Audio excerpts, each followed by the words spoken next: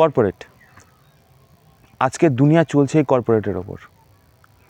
Corporate দু রকম, পশ্চিমী কর্পোরেট, পূর্বের কর্পোরেট। পশ্চিমী কর্পোরেটের যে জায়গাটা সেটা হচ্ছে, আমি যদি একটা কোম্পানির নাম বলি তাহলে কিন্তু সেই কোম্পানির লোগোটা আর তাকে যে তৈরি করেছে তার ছবিটা আমাদের মাথায় আসে। কিন্তু পূর্বের কর্পোরেটের শুধু সেই দেশের নামটা আসবে, এর বাইরেও আরেকটা কর্পোরেট হয়, সেটা হচ্ছে বৈদিক কর্পোরেট।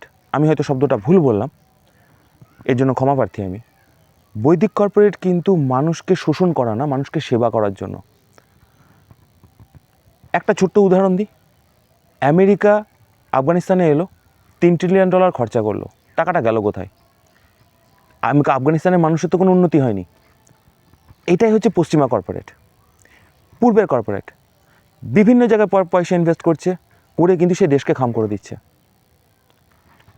আমাদের প্রত্যেকের উচিত ভারতীয় কর্পোরেটকে পুনরুজ্জীবিত করার।